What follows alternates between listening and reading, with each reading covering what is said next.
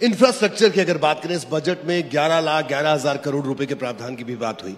तो और खास तौर पर अगर मैं रोड्स की बात करूं, पूरे देश भर में सड़क पर काम हुआ, ये सत्ता पक्ष के लोग तो कहते हैं, लेकिन विपक्ष भी कहता है और सबसे बड़ी बात आम जनता भी कहती है। आपको लगता है कि जो आपने काम किया है, जनता उस काम पर मुहर लगाएगी फिर से? देखिए, एक तो बात मैं आपको विश्वास दिलाता हूं कि 2024 जब समाप्त होगा जी, तो हिंदुस्तान का नेशनल हाईवे का नेटवर्क अमेरिका के बराबर होगा, और ये बड़े विश्वास के साथ मैं आपको बता रहा हूँ जी। और हमारे पार्टी में हमने ये रखा है कि देश पहले, बाद में पार्टी और उसके बाद में मैं। इस देश को हम लोग आर्थिक दृष्टि से समृद्ध, संपन्न और शक्तिशाली कैसे बनाएंगे जी, इकोनॉमिक पावर कैसे बनाएंगे। हमारी जो उपलब्धि है कि 25 करोड़ लोगों को हमने दरिद्र रेखा से ऊपर लेकर आए जी। एयरपोर्ट की संख्या कितनी बढ़ी है, रेलवे में कितना सुधार हुआ है, शिपिंग में कितना सुधार हुआ है, लॉजिस्टिक कॉस्ट अब कम हो रही है, एक्सप्रेस हाईवेज बने, रोड अच्छे बने, लोग इसका अनुभव कर रहे हैं। पावर का कोई शॉर्टेज नहीं है, water, power, transport and communication जी, ये 4 इंफ्रास्ट्रक्चर के मूलभूत बातें हैं। और जहां ये 4 बातें डेवलप होती है, वहां इंडस्ट्री आती है, कैपिटल इन्वेस्टमेंट आती है, एग्रीकल्चर डेवलपमेंट होती है और लोगों की परचेसिंग पावर बढ़ती है। जहां परचेसिंग पावर बढ़ती है, वहां बिजनेस इकोनॉमी मल्टीप्लाई होती है और उससे ही रोजगार मिलता है, रोजगार से पर कैपिटा इनकम और जीडीपी बढ़ता है। अभी पहला टारगेट तो $5 ट्रिलियन की इकोनॉमी, आत्मनिर्भर भारत और वर्ल्ड की 3rd लार्जेस्ट इकोनॉमी, और इसके लिए एक्सपोर्ट को बढ़ाना होगा, इंपोर्ट को कम करना होगा जी, टेक्नोलॉजी को, इनोवेशन को बढ़ावा देना पड़ेगा। और हम लोग, जैसे एनर्जी की बात है, हम 16 लाख करोड़ का फॉसिल फ्यूल इंपोर्ट करते हैं। अब हमारा इस बार बायोफ्यूल पर बात आई, हाइड्रोजन पर बात आई, इलेक्ट्रिक कार पर बात आई। हम ऊर्जा को आयात करने वाले नहीं, हम ऊर्जा को निर्यात करने वाला देश बने।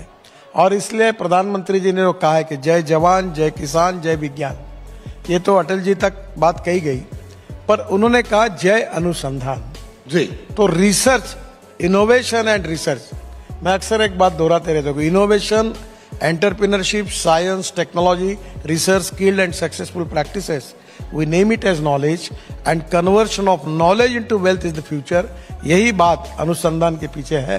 और आने वाले समय में 1.5 लाख स्टार्टअप काम कर रहे हैं। अब उनके लिए बड़े प्रमाण पर हमने 1 लाख करोड़ का निधि रखा है जी। तो आने वाले समय में वर्ल्ड में सबसे अच्छा रिसर्च कहाँ हुआ है, तो इंडिया में। नितिन जी, इस हमारे देश में अब तक बात सड़क की, सड़क हमेशा मुद्दा रहता था, सड़कों की हमेशा बात होती थी, लेकिन अब आप बात करते हैं रोपवे की, केबल कार की, वाटर टैक्सी की बात भी आप कर रहे हैं। तो ये जो बदलाव है, इस बदलाव तक कैसे पहुंचे, ये यात्रा कैसे पूरी की? देखो, अभी रोपवे, केबल कार और फेनिकुलर रेलवे के लिए इस बजट में हमको 300 करोड़ मिले हैं जी, और मैं 200 प्रोजेक्ट मैंने लिए हैं जी, और आने वाले 3 महीने में 10 प्रोजेक्ट शुरू होने वाले हैं। अब मैं ये चाहता हूं कि रोपवे, केबल कार और फेनिकुलर रेलवे के आगे में मैं दिल्ली से जयपुर इलेक्ट्रिक हाईवे बनाने की कोशिश कर रहा हूं। मैं अभी ज़ेकोस्लोवाकिया, प्राग गया था जी, तो स्कोडा के फैक्ट्री में गया था जी। 3 बसें जोड़कर इलेक्ट्रिक केबल पर वो चलती है और मैंने ये सोच रहा हूं, उस पर काम कर रहा हूं कि दिल्ली से जयपुर इलेक्ट्रिक केबल लगेगी। ये 3 बसेस में लोग बैठेंगे, कम से कम 150 लोग बैठ सकते हैं। सामने बिजनेस क्लास होगा, एयर होस्टेस होगी, जैसे एयर होस्टेस वैसी चाय पानी नाश्ता मिलेगा जी। और दिल्ली से जयपुर का सफर 2 घंटे में होगा और टिकट डीजल बस की तुलना में 30% कम होगा। मैं बात कर रहा था वाटर टैक्सी की, मैंने बात की, मैं कहीं सुन रहा था, आपने कहा कि वाटर टैक्सी भी मुंबई में जल्द आएगी। मैं जब शिपिंग मंत्री था जी, तब हमने एक प्रोजेक्ट तैयार किया था कि किसी भी दिशा से आप लोग मुंबई के नए एयरपोर्ट जो नया मुंबई में बन रहा है, 17 मिनट के अंदर आप एयरपोर्ट से जा सकोगे। मैंने एक बीपीटी से एक बोट, एक रो पैक शुरू किया है। आप कभी गए वहां? जी नहीं। उसमें बस, ट्रक, कार अंदर जाती है जी, और जहां वो जाने के लिए हमको कम से कम 3 घंटे लगते हैं, वहां 22 मिनट में आप अलीबाग में पहुंच जाते हैं और फिर लोग अपनी गाड़ियां निकाल के मुंबई गोवा चले जाते हैं। 2-2, 3-3 घंटे की बचत होती है। जी, इसके अलावा अगर केदारनाथ की हम बात करें, जो रोपवे का प्रोजेक्ट है, उस पर पूरे देश भर की नजर है, तो कब तक उसके पूरा होने के आसार? बहुत कठिन प्रोजेक्ट है वो जी।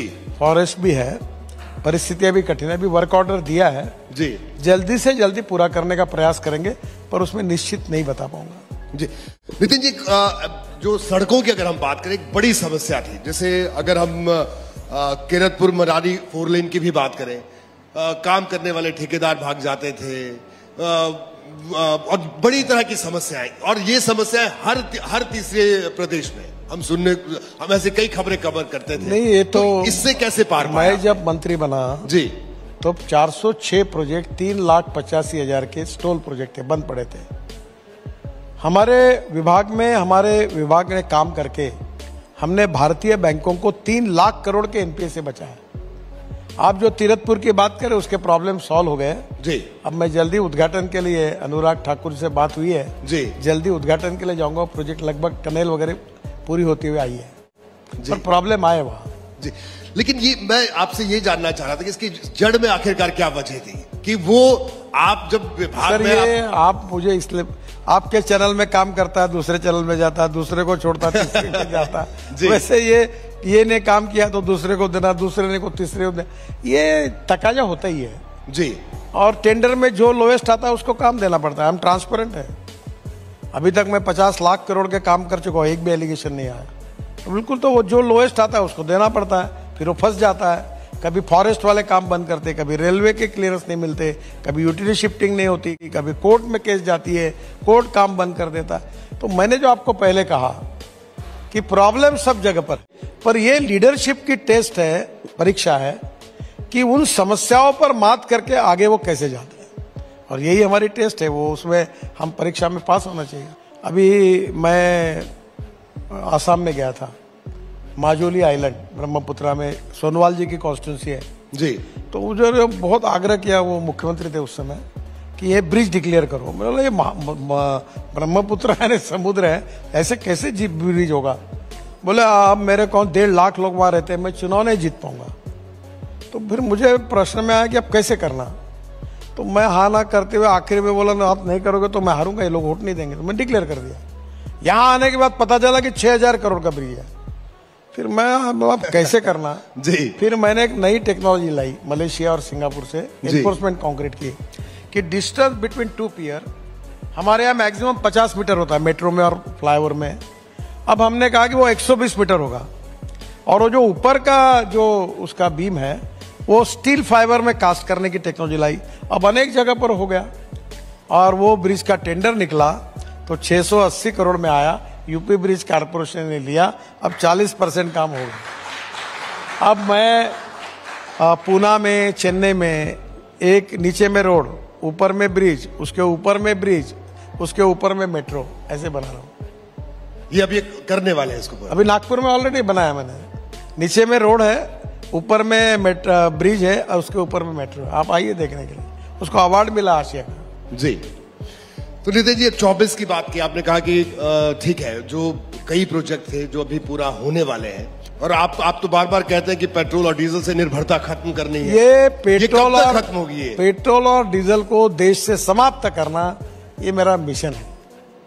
इस देश को एयर प्रदूषण से मुक्त करना, ये मेरा मिशन है। इस देश में 16 लाख करोड़ की फॉसिल फ्यूल इंपोर्ट होती है। देखो, मैं जब इथेनॉल की बात करता था, तब आपको मालूम होगा मैं अध्यक्षता तब से कर रहा हूँ जी। इथेनॉल, मिथेनॉल, बायोडीजल, बायोएनर्जी, मैं हाइड्रोजन की बात करता था जी। मेरे पत्नी ने मुझे एक दिन कहा कि पानी से हाइड्रोजन निकलेगा और गाड़ी चलेगी। ये मेरा ही विश्वास नहीं बैठा तो लोगों का कैसे बैठा? मैं हाइड्रोजन की गाड़ी लाई। अब मेरे पास हाइड्रोजन की गाड़ी है जी, मर्सिडीज जैसी बढ़िया गाड़ी है जी, और टोयोटो की, उसका नाम है मिराई। मिराई मीन्स फ्यूचर जी। और वो आज लोगों को विश्वास होता है, देखो बैठो, सब मुख्यमंत्री को, मंत्री को मेरे घर आए बिठाता हूँ और बोलता हूँ आपके राज्य में हाइड्रोजन तैयार करो। पानी से हाइड्रोजन, वेस्ट से हाइड्रोजन, ऑर्गेनिक वेस्ट, कचरे से हाइड्रोजन, सब कुछ। मैं अभी दिल्ली के UR2 में 25 लाख टन कचरा रोड में डाल दिया। हमने अहमदाबाद डोलेरो रोड में 25 लाख टन कचरा रोड में डाल दिया। अब टायर से रबर की पाउडर निकाल के बिटुमेन में डाल रहे हैं, प्लास्टिक को डाल रहे हैं। Waste to wealth and knowledge to wealth. तो मैं इनको कहूंगा waste to wealth and knowledge to wealth, दोनों भविष्य है, इसमें काम करिए।